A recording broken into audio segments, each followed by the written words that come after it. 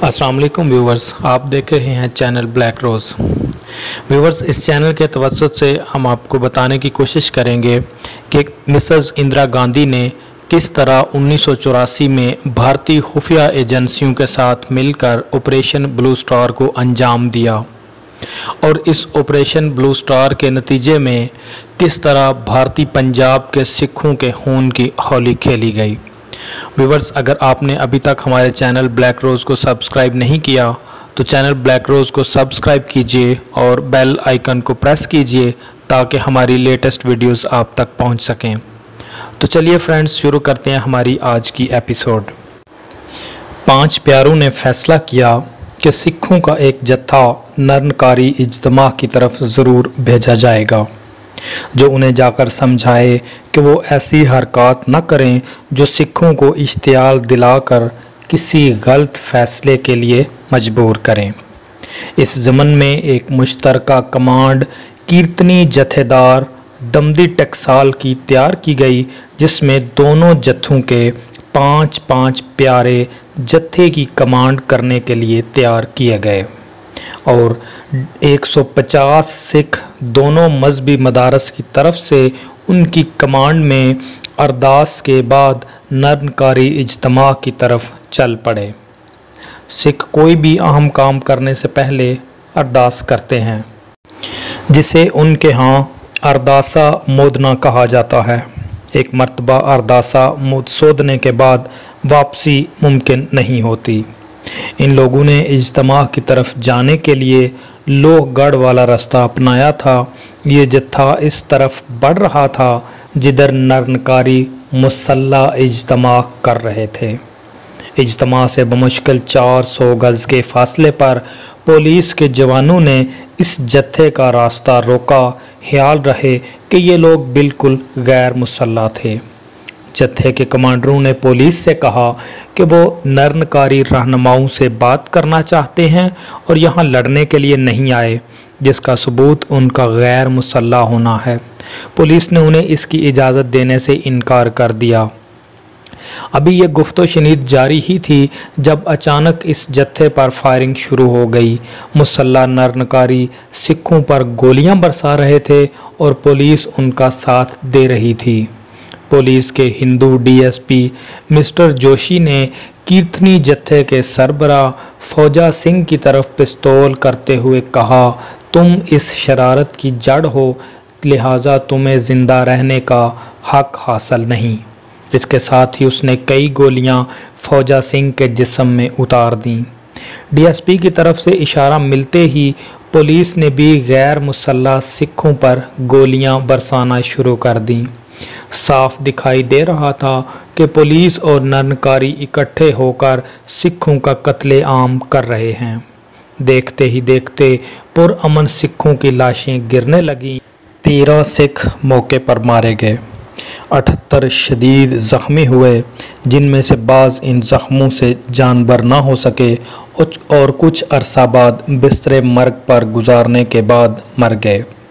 हैरत की बात ये थी कि इस कत्ले आम के दौरान निरंकारी इज्तिमा जारी रहा और इस सानहे के 4 घंटे बाद जब उनके गुरु ने अपनी तकरीर ख़त्म कर ली तो इन लोगों ने मुंतशिर होना शुरू किया। निरंकारियों की हिफाजत के लिए पुलिस की ज़ायद नफरी पहले से मौजूद थी। इन लोगों ने अमृतसर शहर में कर्फ्यू का सा समा पैदा कर दिया था और जिस रास्ते से निरंकारी वापस जा रहे थे उसी रास्ते को चारों तरफ से घेरे में ले लिया था।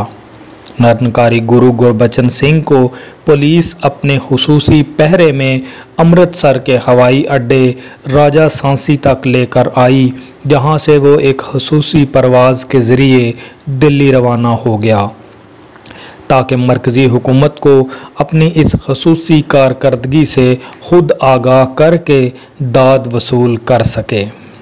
आज से पहले संत जरनैल सिंह भिंडरांवाले की हैसियत एक मजहबी रहनुमा से ज़्यादा कुछ नहीं थी, लेकिन 13 अप्रैल 1978 के दिन उनकी सियासी ज़िंदगी का आगाज़ भारतीय हुकूमत ने इस खूनी ड्रामे से खुद ही कर दिया था।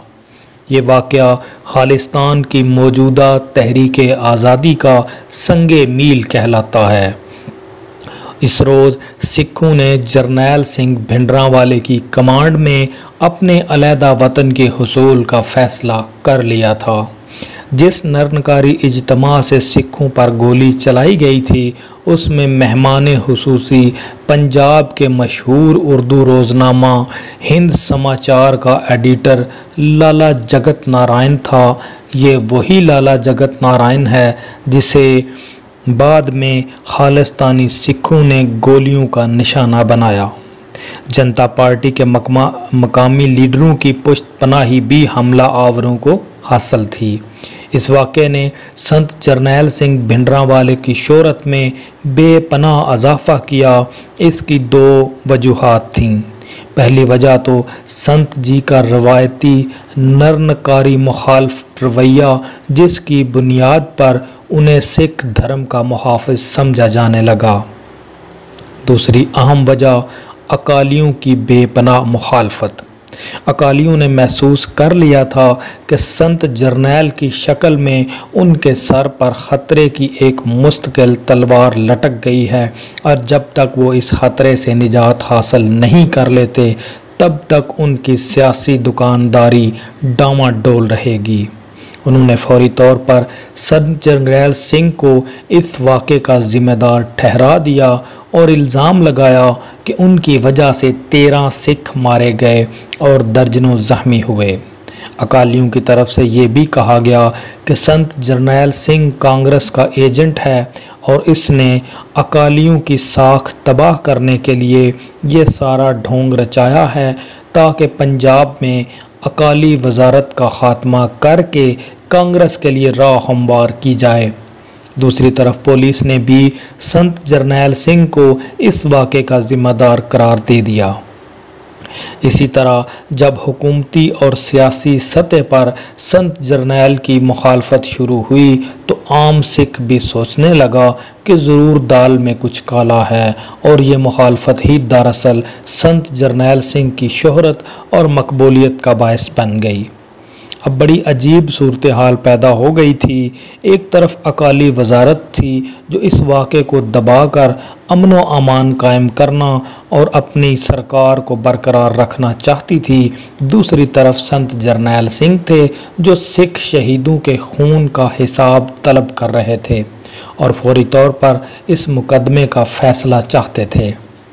जिन लोगों को इस कत्ले आम के ज़िमन में गिरफ़्तार किया गया, उन पर भिंडरांवाले ने खुसूसी अदालत में केस चलाने का मुतालबा भी किया।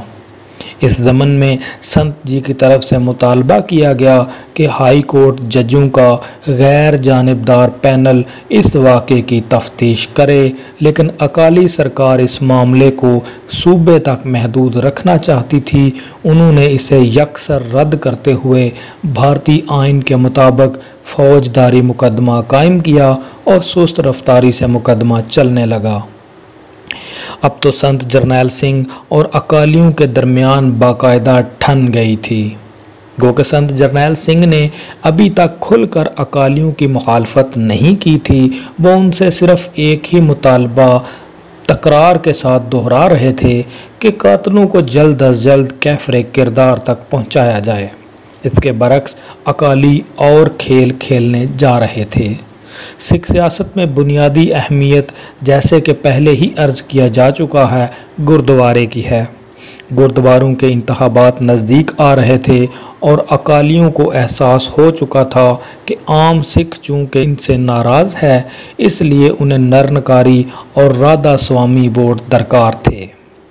इसके लिए अकालियों ने बाकायदा सौदेबाजी की और जेलों में कैद नरनकारियों से एक मुआहदा कर लिया कि अगर उनके वोट अकाली उम्मीदवारों को गए तो अकाली उन्हें जेलों से रिहा करवा देंगे। इस खुफिया मुआहदे की ज़रूरत अकालियों को क्यों पेश आई? आम सिखों के मुखालफत के अलावा इसकी दो अहम वजूहात थीं। पहली वजह संत जरनैल सिंह भिंडरांवाले की ज़ाती कोशिशों से अकाल तख्त ने, जिसे सिख इतिहास में मरकज़ी अहमियत हासिल है, नरनकारियों के ख़िलाफ़ फतवा जारी कर दिया था, जबकि अकाली दल ये नहीं चाहता था। अकाल तख्त की तरफ से जारी होने वाले इस फतवे के बाद अब हर सिख की ये मजहबी ज़िम्मेदारी बन गई थी कि वो नरनकारियों के ख़िलाफ़ हर सतह पर बगावत करे, उनका डट कर मुकाबला किया जाए।